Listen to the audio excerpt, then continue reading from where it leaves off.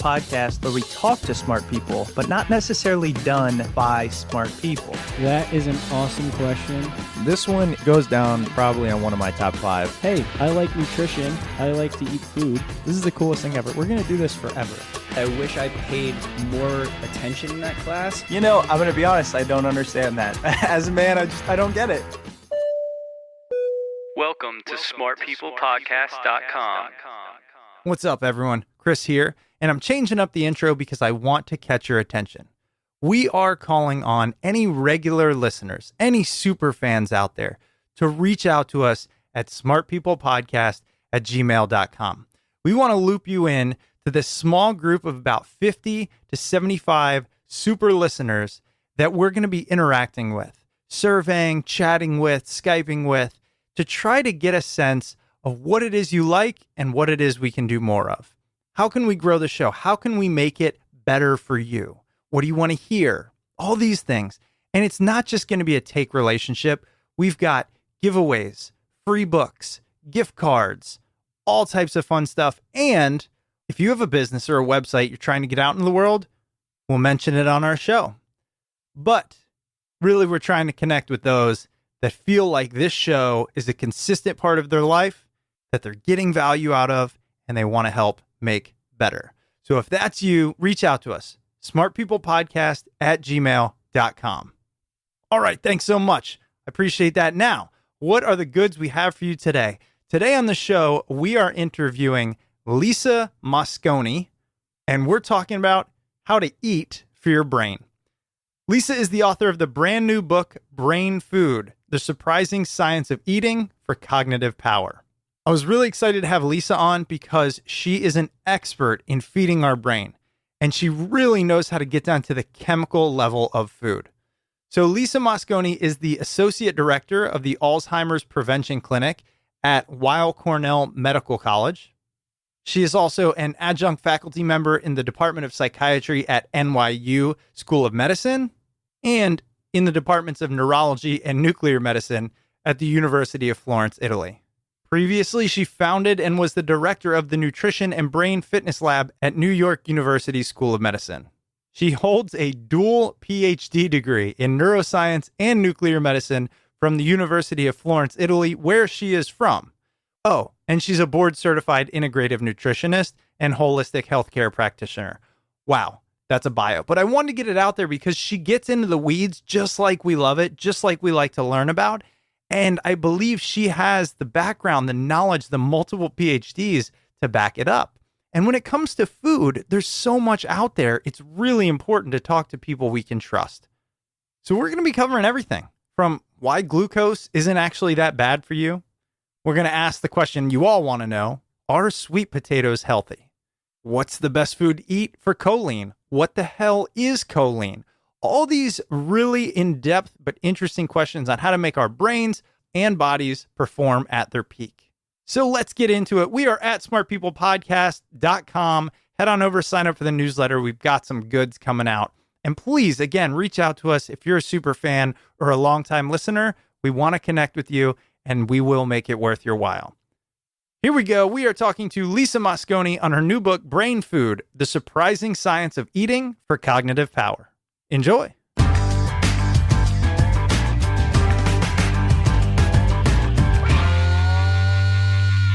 Lisa, first, thank you so much for being on the show. Hi, thank you for having me. We're going to talk about things uncovered in your book, brand new book. Congratulations on that. That's Brain Food: The Surprising Science of Eating for Cognitive Power. But let's start here. You have an extensive list of credentials. Tell us about all the schooling you've done. You know, what got you to this point? Yeah, well, that's okay. So I'm Italian. First of all, full disclosure, I was born and raised in Florence, in Italy, and I went to school in Italy. So I went to the university there, and we do 5 years degrees. There is no bachelor or master. You just go in for the full 5 years. And I did neuroscience and experimental psychology. And then I did a year of training in neurology and psychiatry. And then I started a PhD program. It's a dual PhD, actually, in neuroscience and nuclear medicine. And nuclear medicine is code for a very specific branch of radiology where you use radioactive isotopes on top of standard medical imaging to really look at functionality and biochemistry of any organ in the body. But I do brains, so I do brain imaging. And then I moved to New York, and I finished my PhD at NYU, New York University, at the School of Medicine.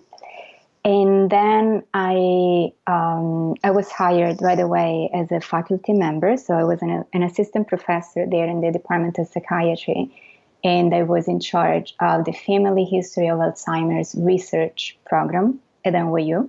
And that's when I realized that for all the biology and all the genetics and all the biochemistry I had studied, what I really needed to understand was nutrition, because your lifestyle is so important for the health of your brain.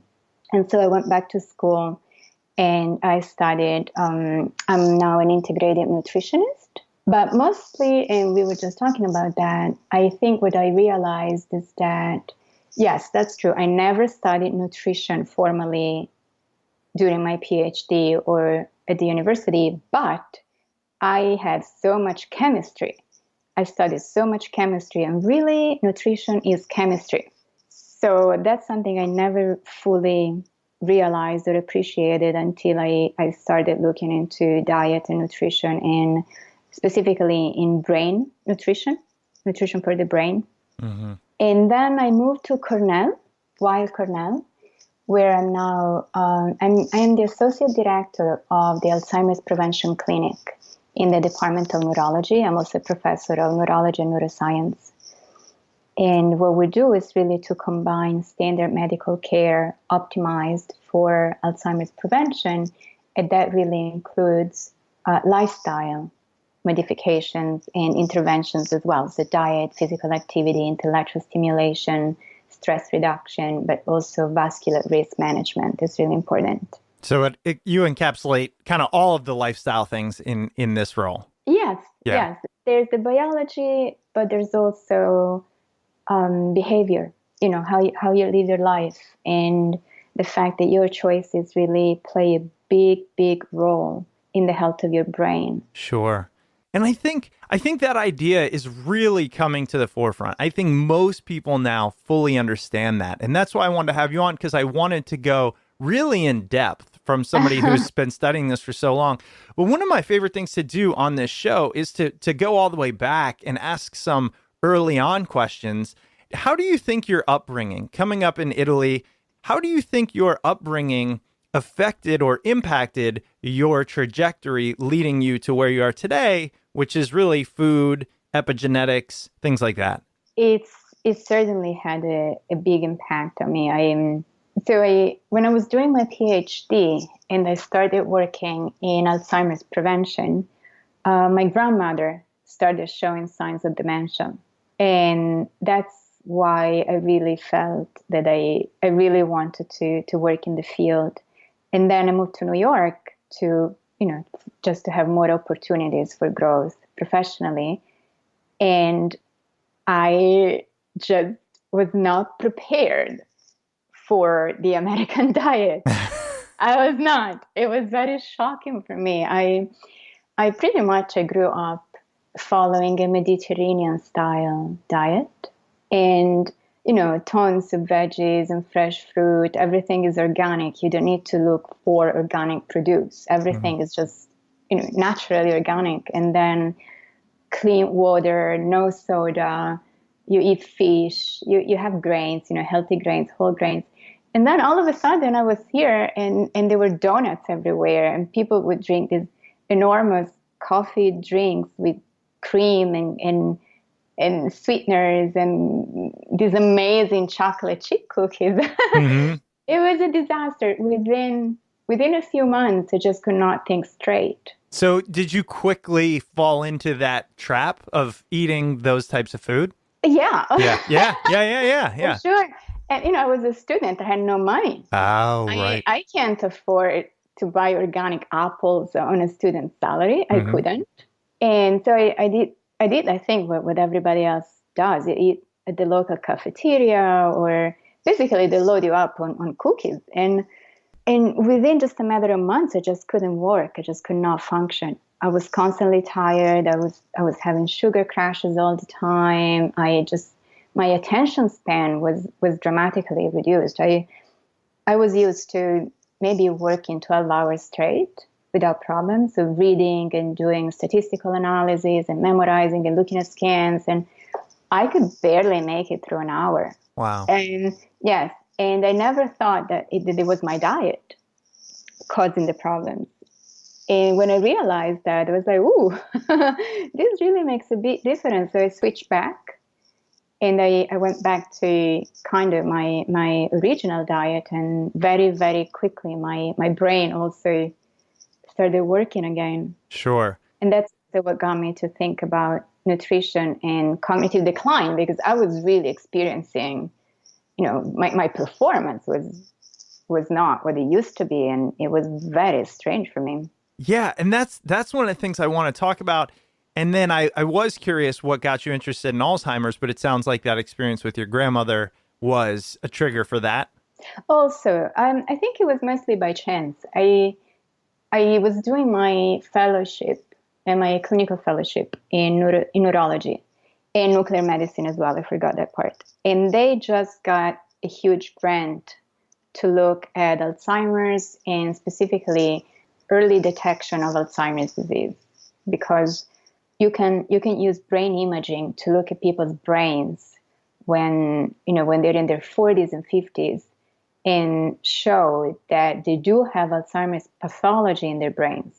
They just don't show the symptoms. And I thought it was incredible, and that's how I started. Gotcha. And then my grandmother also started showing symptoms that really made it real in some ways. It wasn't just research. It was more like, ooh, this is potentially very helpful. When we see outsiders, see people who buy your book, see someone who has done as much work as you, who's written this great book, who's gone through all this schooling, it almost seems like a path that you knew from an early age, which is difficult for many of us. But what I find is when I ask, it oftentimes isn't that. You just kind of followed some intuition. So when you go back to the idea of, the first thing I wanted to study was, neuroscience and experimental psychology. What triggered that interest? Or take me back to that moment. I think, okay, so my parents are nuclear physicists, both of them. Well, then. My mom, I know, yeah, exactly. So I grew up thinking about physics and nuclear stuff, like pretty much from the moment I was born. I was the only kid in school who did not know who Cinderella was, but I knew who Einstein was. So yeah. And my mom they're both professors at the university, my parents, and they teach nuclear physics. And my mom was also teaching students who then switched to medicine. And so they became professors in nuclear medicine or technicians in nuclear medicine. And they used to babysit me when I was little. So, that was I was very used to that idea. And I always thought it was beautiful. It's just amazing. I mean, just the idea that we can look at people's brains, who can do that? Nobody can do it. You need to have the tools. And yeah, and at some point I thought that maybe I would be a psychiatrist. And then I realized, nah, not for me. Yeah. Not for me. I'm more into, I just enjoy biology. Yeah. Well, I mean, I sound like a total nerd. No. Well, this is why I love talking to people like yourself, and because I made a mistake. I mean, I should have gone that route. I am so fascinated. It's one of the only things I can read about and study for hours on end. Yeah. I think you did it right. I'm glad that you're sharing it with us. Thank you. So let's talk about this. This idea that food, it really breaks down to chemistry. I find that intriguing on a number of levels. One being, it seems a bit obvious now, right? Because we've broken food down into such a so many pieces. You've got your macronutrients and your micronutrients and all these chemicals, and we think about it that way. On the flip side, it seems like anytime we try to break something like food down to its nutrient level, we get it wrong. We don't go small enough. We can't fully grasp the intricacies.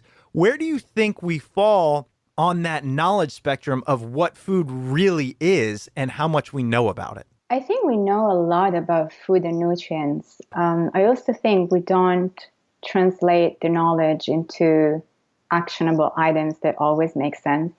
And I'll clarify that. So for research, you look at both. You look at food groups and you look at micro and macronutrients and their interactions and how they together influence brain health. And we know a lot about how food influences human physiology and genetics as well. Then what happens is that somehow diet and nutrition gets treated a little bit like fashion. And what happens is that people go on very extreme diets sometimes these diets are not really fully supported by science. Like, I think there's a little bit of a disconnect between the science behind nutrition and what people get to hear about and then implement in their lives. And as a scientist, that's upsetting in some ways, and I really thought about it, and I thought, why is it that so many people are confused about diets, whereas scientists are not? And I think the problem is that the work of scientists is very often confined to academic and medical journals that literally sit behind a paywall, and nobody can afford to read those papers. And also, if you can't afford it, you probably not understand them because they're very complicated. And so scientists are not very good at communicating outside of academia. And there are people who are very good at reading the research and reporting on the research, but then sometimes things just get a little bit out of control. Like 3 years ago, everybody was vegan, and now everybody's eating fat, and everybody's terrified of grains. Those are very extreme approaches. Whereas I think any scientist would tell you that biology doesn't work that way. Biology is all about harmony and balance and trying to find an equilibrium and maintaining the equilibrium. You just touched on two of the key things, the fat and the grains, that I really want to uncover. But I think before we get into, because we can spend, again, 7 episodes on the tips and the recommendations, and I want to get to those. But what I first want to uncover is, how does food directly impact the health of the brain? And is that different than how food impacts the health of the overall body? Oh, yes, for sure. So what was very helpful to me to understand as a neuroscientist and nutritionist is that the nutritional needs of the brain are very different from those of the body. If you eat right for your brain, your body will be fine. But you need to optimize for brain nutrition in order to really support the health of your brain. The other way around doesn't work. And I'll give you an example of this. Fat. Actually, fat is a very good example of that. So this is the way the brain works. The brain is an organ that is perhaps the most precious organ in the body. And nature defined it as being such by creating a very strong protection system around the brain that other organs just don't have. It's basically like the brain has walls or barriers all around it, and it's called the blood-brain barrier. And this barrier is in charge of determining which substances and molecules and nutrients can get inside the brain and which substances and molecules and nutrients cannot get inside the brain. And it does so by opening and closing gates. There are some doors or gates everywhere in this barrier that the brain itself opens when it needs food and then shuts them down when it doesn't need any more food. So basically, brain nutrition is up to the brain, not up to us as much. So that was the first part. Now, for instance, an example is fat. everybody says to me, like all the patients recently were like, okay, so I understand from the internet, of course, that the brain is made of fat. And so I need to eat a lot of fat to replenish the fat that is inside the brain. Is that right? And they're like, no, it's not right. Mm-hmm. And let me tell you why not. So when we think about fat, number one, fat isn't just fat. Fat is many, many different kinds of fat. And the ones that we usually think about are cholesterol. You know, everybody says to me, well, the brain has a lot of cholesterol. Yes, it does. That is true. But the brain doesn't use the cholesterol from the diet. The brain makes its own cholesterol when we're babies, and that's it. So this is how it works. So sorry, I'm going to take a step back. So no, have at it. The major kinds of fat are cholesterol, saturated fat or triglycerides, and polyunsaturated fat. There's also monounsaturated fat, but let's do the first three. So cholesterol cannot ever get inside your brain. It just can't. There are no gates for cholesterol in the blood-brain barrier. The brain doesn't want it. And the reason it doesn't want it is that cholesterol plays the role of support. It's like a scaffolding for the brain. So the brain needs to make its own cholesterol when we're babies, as neurons, as brain cells are developing inside the brain. So the brain literally makes its own cholesterol when we're babies. And as soon as we're adolescents, it just stops making cholesterol, pretty much. And it will never, whatever cholesterol is inside your brain doesn't leak. Or if it does, it's just very, very, is negligible, the amount. But no cholesterol from the diet will ever get inside your brain. One. Two, saturated fat. Saturated fat is pretty much the same as cholesterol. The brain needs it when we're babies. And in this case, the brain makes a lot of its own internally and takes up some from the bloodstream. And this goes on all the way throughout adolescence. Now, when we're grown-ups and the brain stops making neurons, it doesn't need saturated fat as much. And so it takes up very, very small amounts once in a while. But it's really, when we look at that with brain imaging, uptake is minimal to negligible. So the only kind of fat that we have to continuously eat so that the brain can use it is polyunsaturated fat. That means the omega-3s and omega-6 and omega-9 fatty acids that are found, for instance, in fish. Fish is a very good source of omega-3 fatty acids that the brain wants and needs and takes up from the bloodstream like constantly. Does that answer the question? Was it too much? Yes. No. Oh my gosh, I have so many things running through my head. Okay, let's start here. So because a lot of what you're saying goes against everything I've heard when diving in. And right. even, well, you have to be dealing with a lot of pushback. Yes. Like I think about, we had a guy who's really well known. His name's Dr. Daniel Amen. Again, a lot of credentials. And he talks about, well, you got to eat healthy fat because the brain is 60% fat, I think is what it was, right? And you're kind of saying, well, no, that's not true. Well, it depends. What does he mean by healthy? Maybe he means the polyunsaturated fat. Yeah, like fish. Right. So, yeah.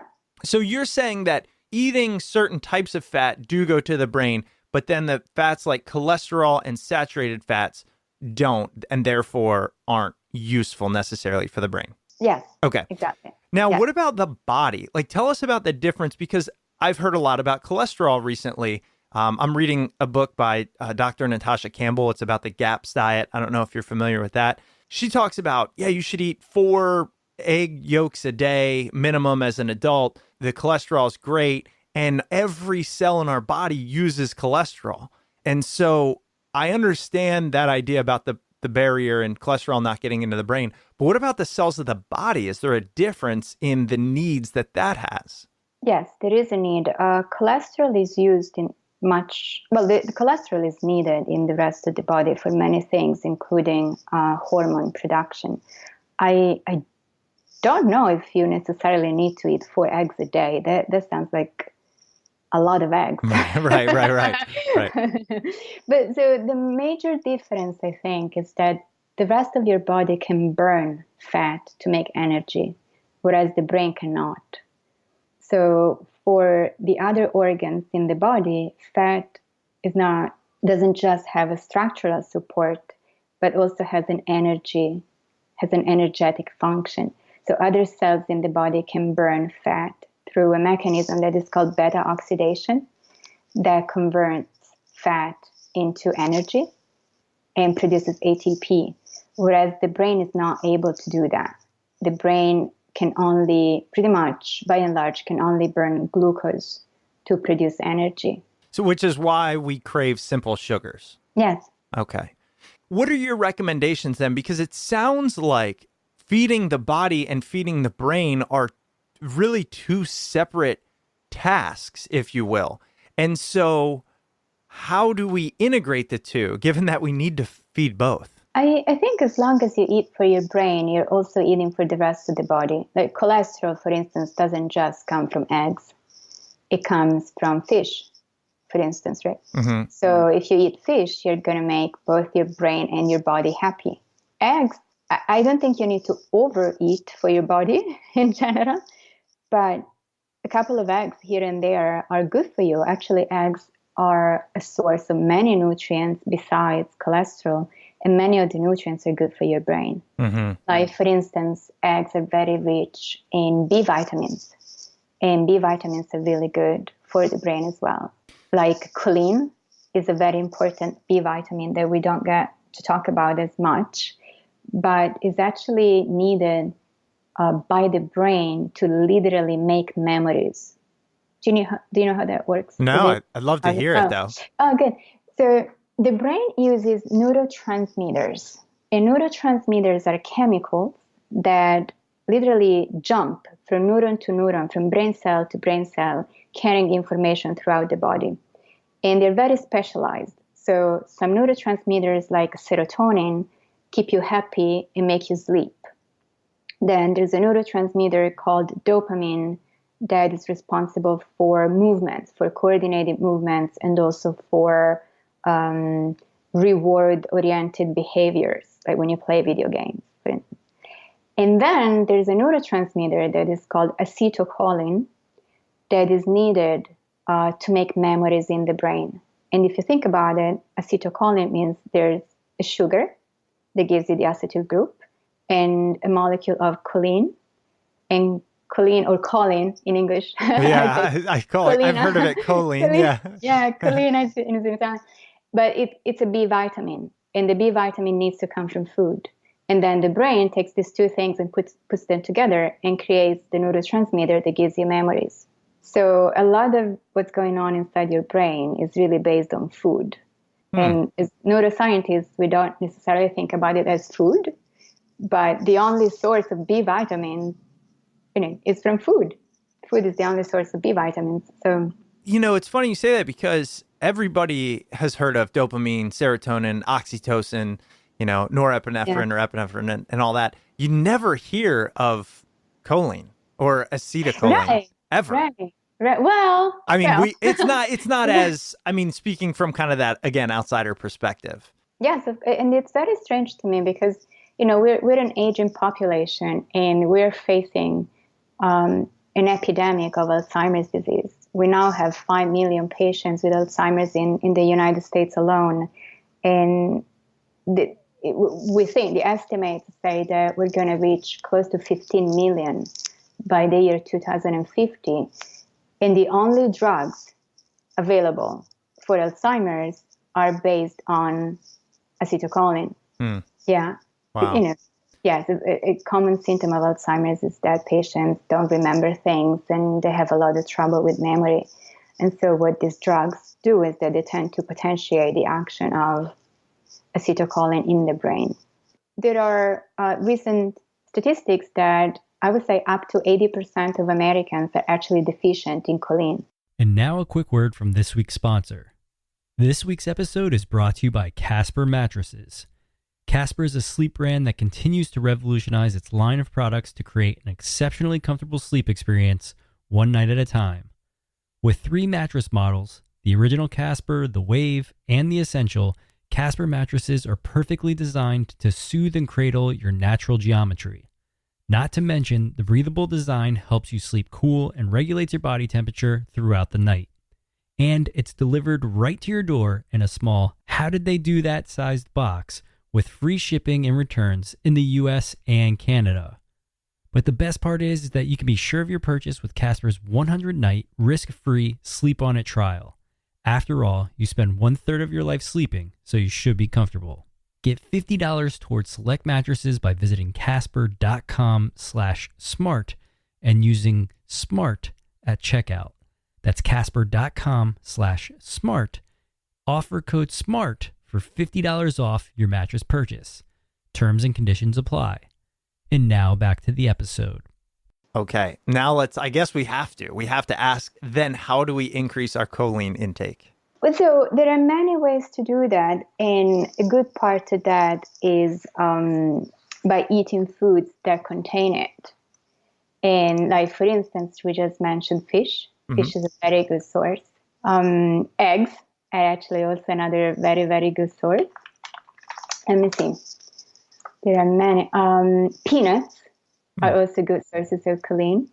But I would say, actually, going back to eggs, they're an excellent source. Also spinach, beets, grains like wheat, shellfish, those are all good sources. Okay, so we'll add those in, and we're going to get some specific diet tips from you towards the end here, but I got to keep going with this. So this idea of glucose is fascinating to me because it is bastardized. Everybody hates glucose, and myself, it's so weird. myself included. So like, I'm always tweaking and trying things, and because, okay, here's the deal. I have a wicked sweet tooth, and I hate it, and I want it to go away.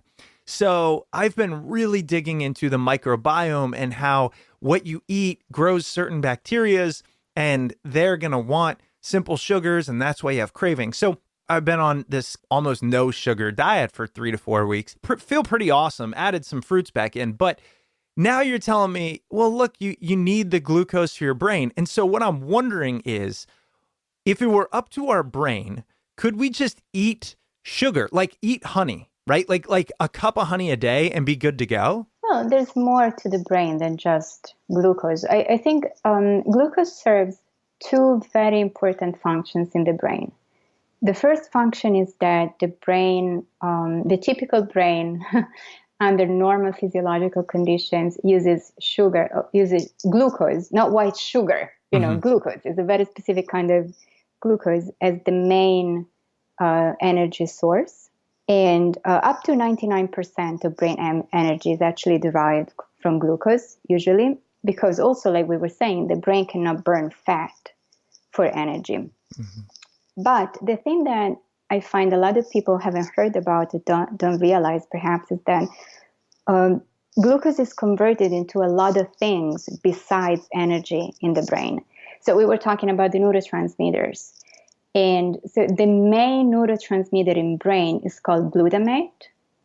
And 90% of all brain synapses are glutamatergic and excitatory. Basically, anything that activates your brain needs glutamate in the brain. And whenever you need to stop, you need to turn glutamate into another neurotransmitter that is called GABA. Now, the thing is that these neurotransmitters need glucose just to be formed inside the brain. So glutamate is made from glucose. You need to have a molecule of glucose inside your brain for astrocytes to convert it into glutamate. And glutamate is needed by 90% of your brain any minute of any day. Mm. You can't use something else. You have to use the glucose. And this is very basic neurochemistry, but I find sometimes when we try to apply the neurochemistry, the field of nutrition and diet, we tend to just look at one aspect of the story instead of the big picture. Right.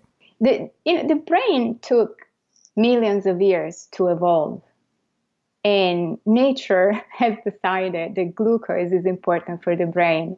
And somehow we tend to humanize biology, right, by taking sides and saying, oh, glucose is bad for you, or gluten is bad for you, or something else is bad for you, and just try to avoid something that took millions of years to just select as a good thing. Yeah. So it's a little strange for me as a scientist. Yeah, and that's what I want to get into. So if you could explain to us really how glucose is different from something like just sugar, or why it's not bad from a chemical standpoint, and where do we get it from? What are the good sources of glucose? Yeah, that's a good question. So here's the thing. There are many different types of sugars in nature. There are very little sugars like monosaccharides, like glucose. And then there are more complex sugars like disaccharides, oligosaccharides, polysaccharides. The brain needs glucose, perhaps because it's the smallest version, it's the simplest form of sugar. And the body can convert other sugars into glucose, but that is a little taxing on the liver. So what most people would suggest is to optimize the diet for foods that contain glucose and minimize other forms of sugar that are not as helpful, but actually can also increase your insulin levels in the body, give you insulin resistance and increase inflammation. And the thing is that, everybody will say, well, but glucose is a sugar. And I would say, yes, but foods that are rich in glucose are not necessarily sweet.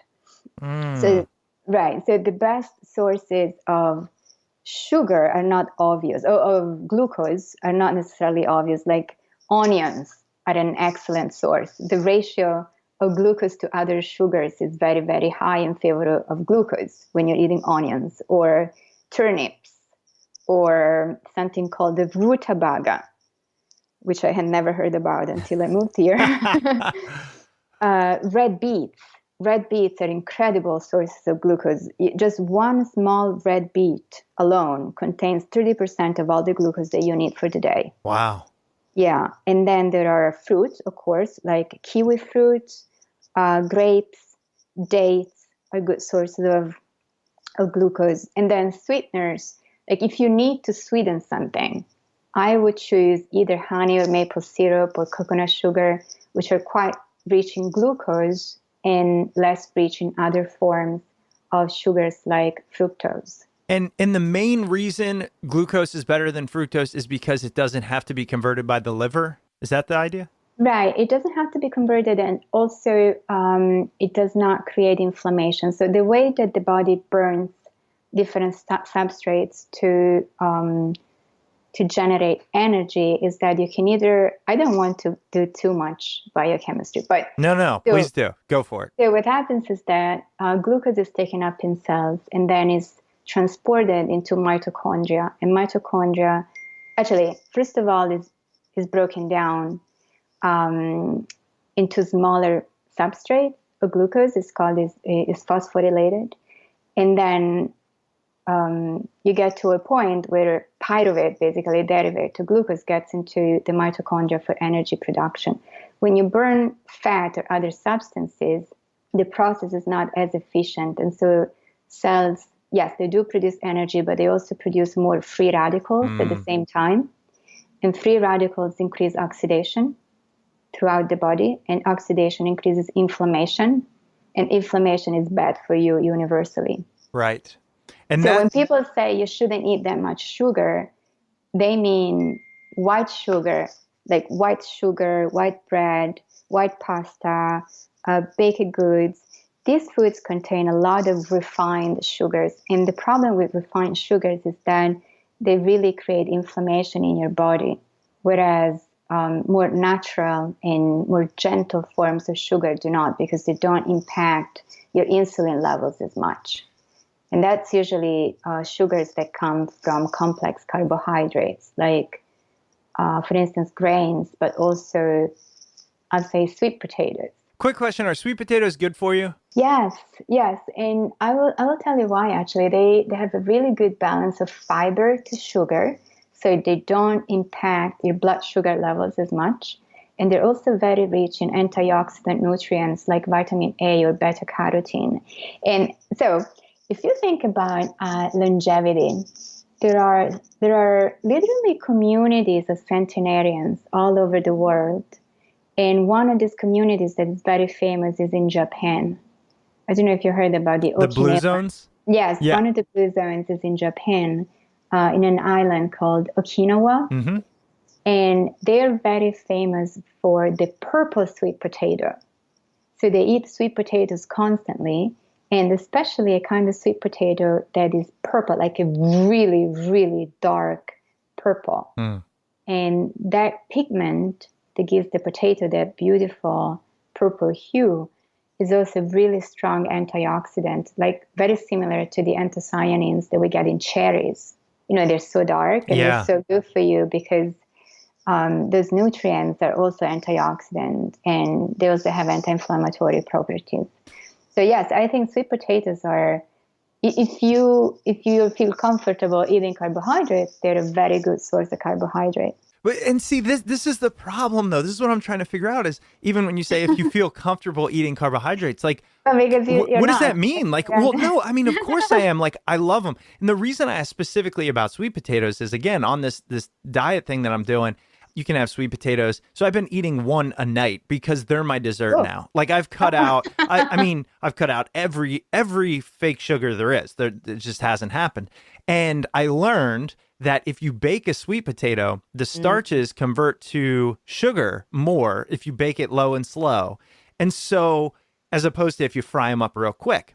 And so they are literally incredibly sweet. So I eat them, and here's what I'm thinking. It's starchy, it's sugary, and there's carbohydrates. This thing must be bad for me, but they say I can have it, so I'm going to eat it. I can't figure out why it is healthy, why some people say it's not, carbs versus starch. I'm so lost. Why would it be bad? Well, because I heard starches get converted into these sugars and they spike insulin levels, and then carbs can do the same thing, and they taste sweet, so they must be bad for you. I don't know. As a scientist, I disagree with that assessment.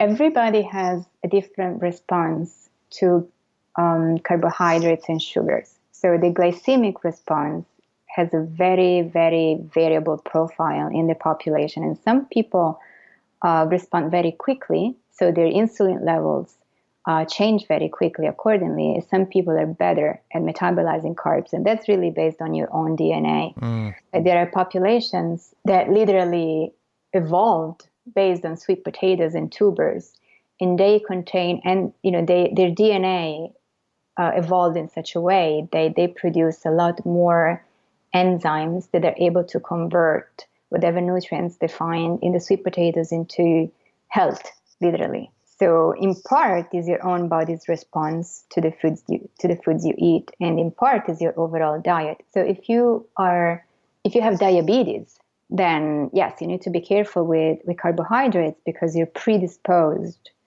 to insulin problems inside your body.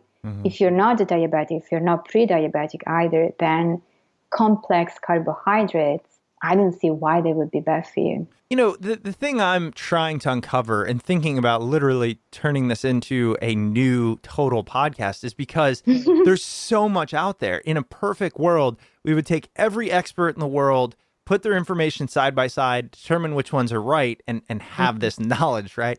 And so I'm not saying that my fear is rational of carbs, sugar, anything that tastes sweet. That's why I have people like you on.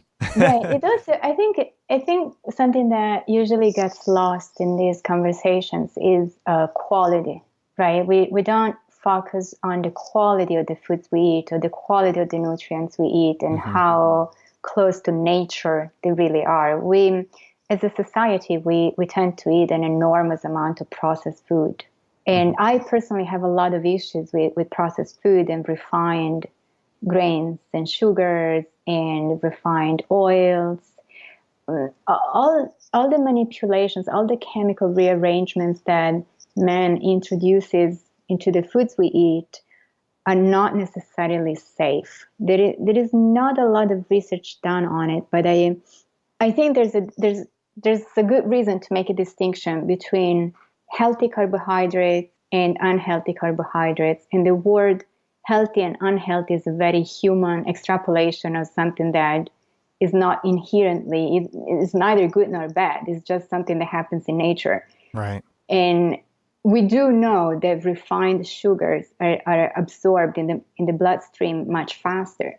Now, if you were starving, that would be a good thing. It wouldn't be unhealthy, right? The problem is that we eat way too much of those sugars that make us fat and not enough of the sugars that make us smart.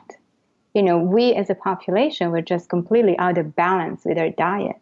We eat too much, we eat too often, and we eat foods that are just not the foods we're supposed to eat. Right. So I think it's much more than just, glucose is bad for you. No, it's not glucose. We need to put that into context. You mentioned something there about its impact on blood sugar, and then people can digest or process foods differently based on their genes.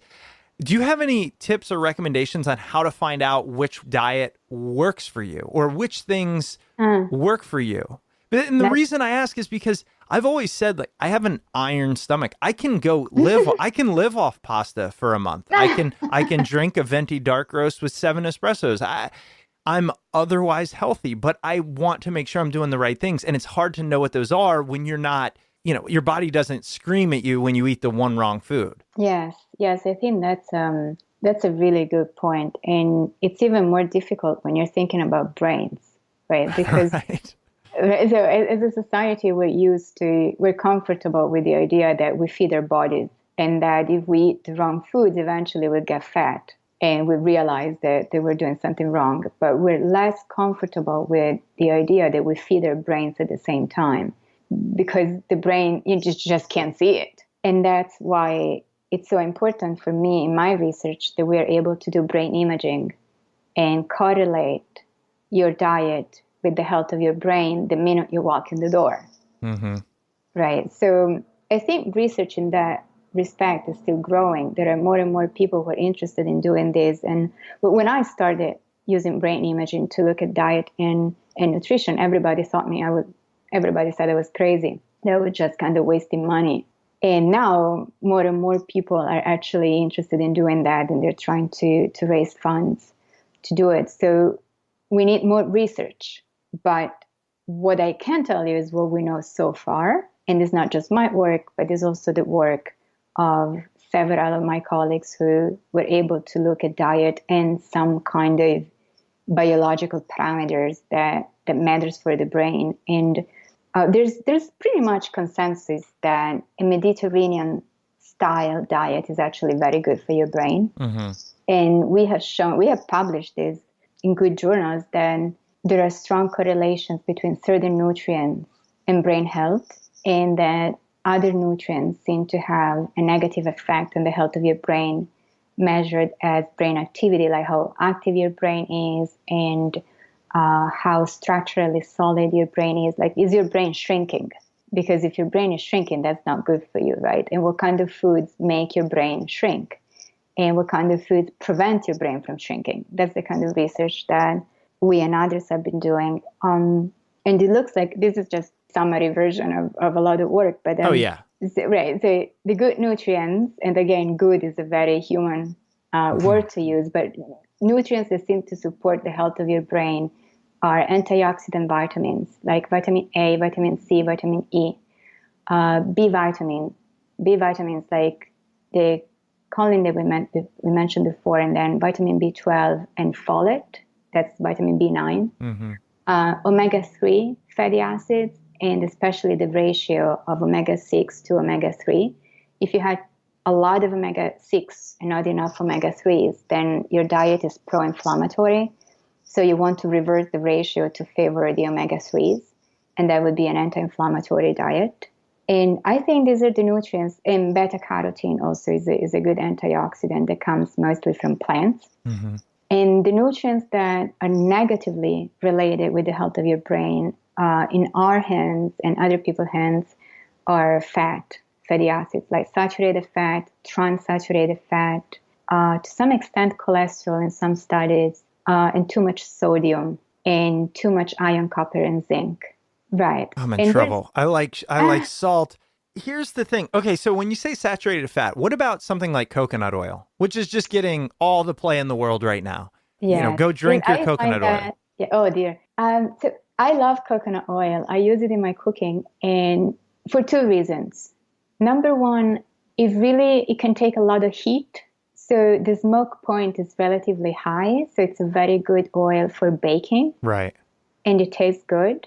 And the other thing about coconut oil is that, so it's a fat, it's a source of fat. It contains a lot of saturated fat, but specifically the kind of saturated fat has a good ratio of medium chain triglycerides to other kinds of saturated fat. So saturated fat chemically is defined by the length of the fatty acid molecule.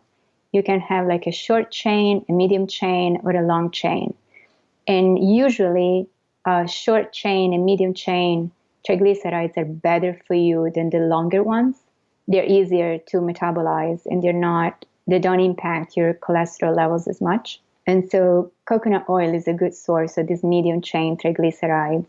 And one of the reasons that I like it is that I'm a mom and my daughter is 2.5, and her brain is still developing. So she needs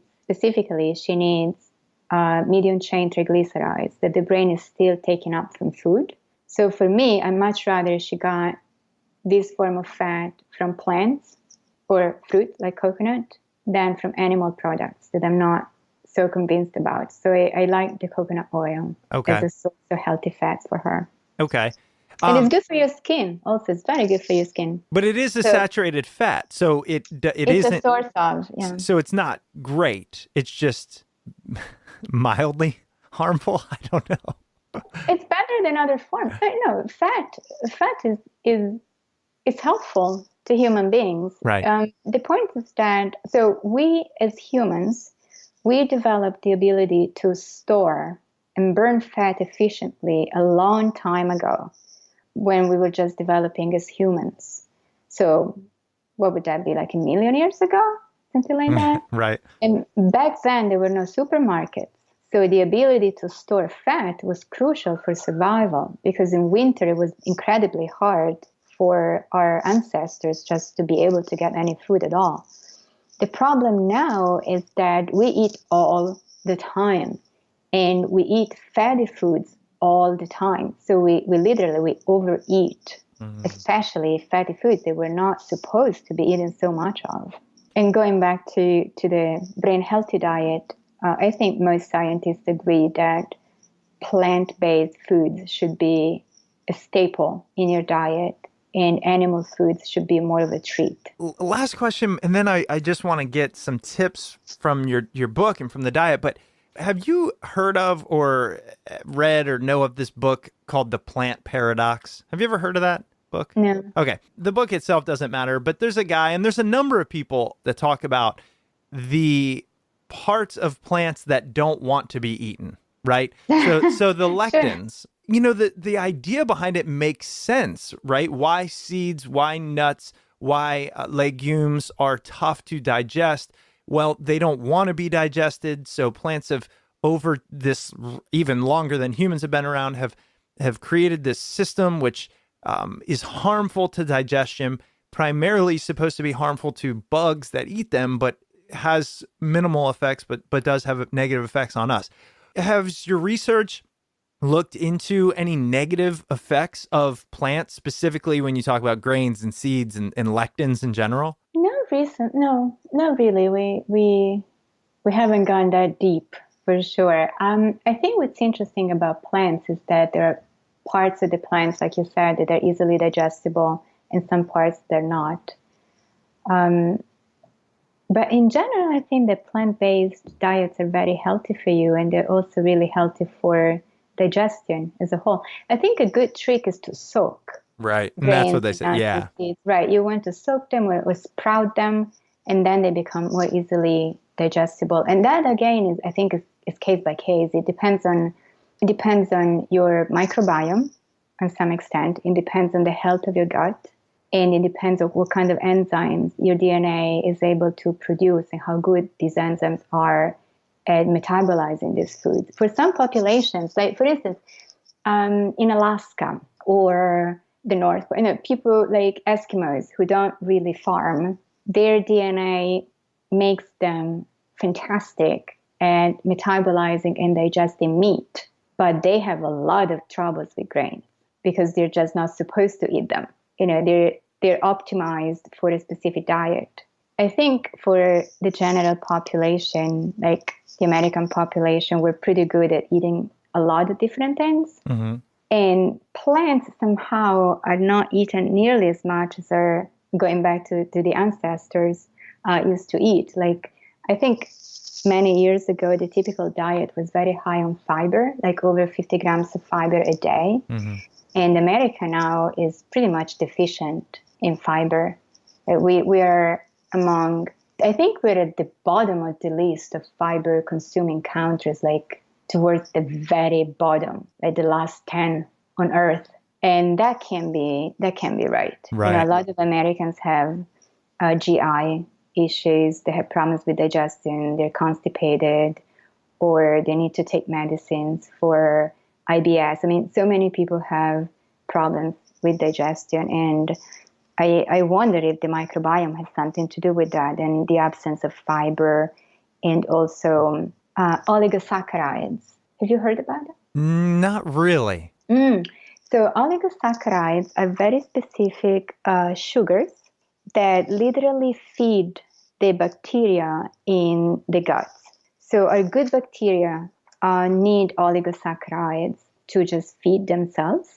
And oligosaccharides are carbohydrates, going back to the carbohydrates. And they're usually contained in plant foods that also are good sources of fiber. For instance, garlic. Okay. These are good sources. Artichokes are good sources. Wheat is a very good source. Oats are a good source of oligosaccharides. They're good for the microbiome. They are the only source of food for the microbiome, yes. Wow. Yeah. Well, here's what I have to say, Lisa. I know we have to let you go, and it's killing me because I have so much I want to talk about. But here's where I'm going to leave it. First, and this is my last question, would you please tell us maybe your top 3 tips for eating for health? However you want to define that. We bring people on such as yourself because you're the expert. So what would you tell people as specific as you can, maybe a few foods to make sure we're incorporating, ways of preparing, anything? What are your top 3? Okay, so I'm going to go for foods. Great. Okay, and so the first one actually is not a food. I was trying to wait now. I love it. So my number 1 is drink water. We underestimate how nutritious and how important water is. I study brains, so I'm particularly focused on the health of our brains as a society and as a country. And the brain is 80% water. When people say, oh, the brain is 60% fat or this or that. No, right. The brain is actually 80% water. Once you take the water out, then you have a lot of the other nutrients. But really, the brain needs water to function. And the brain is incredibly sensitive to dehydration.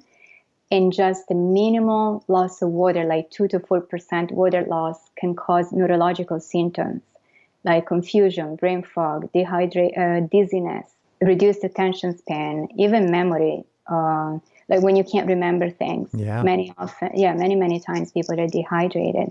And even worse than that, prolonged dehydration, even though subclinical, so minimal dehydration, makes your brain shrink. There are studies showing that on brain imaging. And the important thing to know is that a lot of the water that we drink is not really water. So purified water is not water. Club soda is not water. Seltzer is not water. What we mean by water is hard water. So natural spring water with minerals and electrolytes in. So real quick, before we go on, a lot of times if you're living in most modern places, it's tough to get that. So are you talking about we have to go kind of to that grocery store and focus on spring water? So if you live in a part of the country where tap water is not great and you need to filter that aggressively, it's important to know that the filters also remove the nutrients. In that case, it's really, really important to take mineral supplements and electrolyte supplements. And I'm not talking Gatorade. Right? Yeah. So nothing sweetened, nothing with artificial colorings or unnatural substances, but more good rehydration salts. Okay. So that's very important to do. And personally, I invest in spring water once in a while. Okay. Soda is not cheaper than spring water. So if you drink soda, you may as well get a bottle of good water once in a while. Sure. Not all the time, because actually soda is really not good for you. It's a lot of sugar. Right. Right. Okay, so Then drink water. Drink water. My number 2 tip would be minimize processed foods, fast foods, fried foods, processed foods. They're just not good for you. They're not good for your body. They're not good for your brain. They create all sort of issues and medical conditions and metabolic disorders, and they're also really not good for the brain. So that would be my number 2 tip. Go as natural as you can. And one way to do that quickly is to look at the ingredient labels, right? You want to check what's in your food. If you have a lot of names that look like chemical substances, that is processed, right? Yeah. So you want to have just a few ingredients and try to focus on foods that really just have one ingredient or no labels at all, like grapes. Right. Grapes, that's all, right? Apples. That's it. That's an apple. And try to make whole foods the major part of your diet. And I'm a mom. I understand how hard it is. Sure. And sometimes how impractical it is. But it's so much better for you to eat an apple than anything else you can give to your child, basically. Like, convenience is not necessarily the same as providing health for your kids or for yourself. Although I completely understand that it's very hard to. Sometimes it would be great to just go like, okay, just have a burger and that's it. Sure. This is my number 2. I'm not sure about my number 3. I have at least 10. Yeah, I know. That's why it's tough. Yeah. So, I'm going to say eat more fish. Eat more fish. Eat more fish. Fish is an excellent source of brain food. It really contains all the ingredients that your brain needs, or many of the ingredients that your brain needs on a daily basis. And we don't eat enough as a country. So that's why it's going to be my number 3. Well, real quick, what is a good amount of fish? Because you hear so many things, and we don't have time to go into it, but, mercury and all this. But what would you recommend? Obviously, wild caught when possible.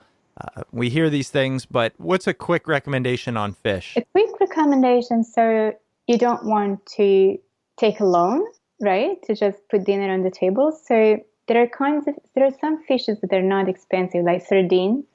Which are gross. No, they're not. So gross. I can't even. Are you serious? Oh, I mean, I love seafood. Almost every seafood there is. And I can't even smell those things. Really? Yeah. Even, but they don't really smell to me. I'm surprised. No, but like sardines in olive oil or in water, they don't smell. Come on.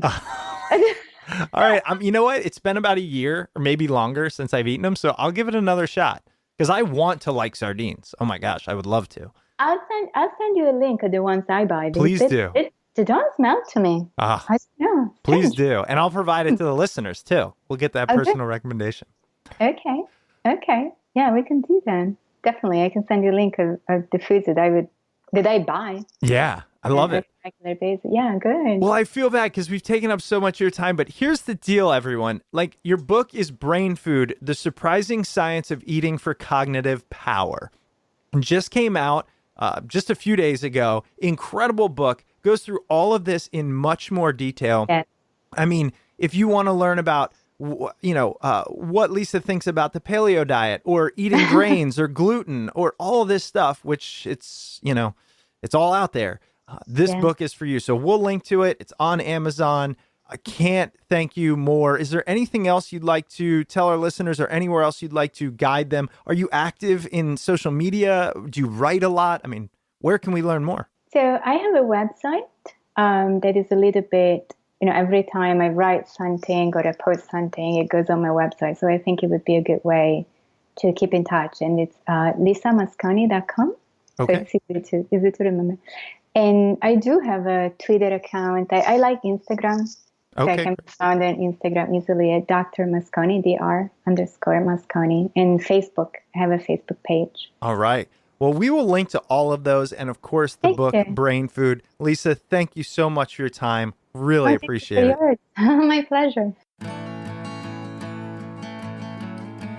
Welcome back. I hope you enjoyed that interview with Dr. Lisa Mosconi.